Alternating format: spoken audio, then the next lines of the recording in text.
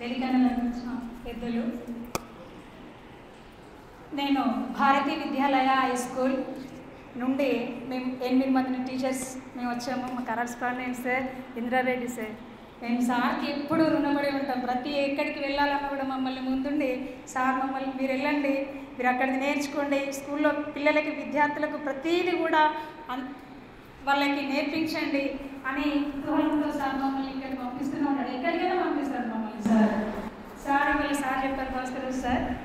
Sir చెప్పిన విధానాన్ని చూస్తే అసలు పిల్లల్లోకి మనం తీసుకెళ్లే విధానము అలా వెళ్ళామనుకోండి, ఇక పిల్లాడు ఎక్కడ ఏ అక్షర దోషం లేకుండా రాయగలడని చెప్పొచ్చు.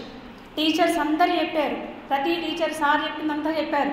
అదేవిధంగా ఇప్పుడు ఉన్న జనరేషన్లో ఏమవుతుందంటే ఇంగ్లీష్ మీడియం స్కూళ్ళు వచ్చాయి. ఆ స్కూళ్ళలో ఉన్న సబ్జెక్ట్ అన్నీ ఇంగ్లీష్లోనే ఉంటున్నాయి, మన తెలుగు మాత్రం ఒకటే సబ్జెక్ట్లో ఉంటుంది.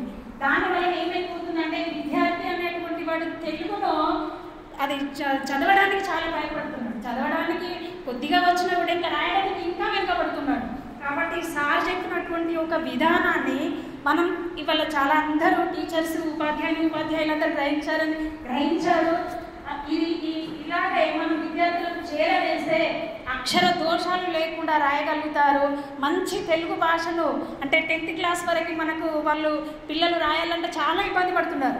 ఆ ఇబ్బందులు లేకుండా చేశారని నేను ఖచ్చితంగా నమ్ముతున్నాను సార్. Thank you sir. నేను 10th క్లాస్ చెప్తాను తెలుగు.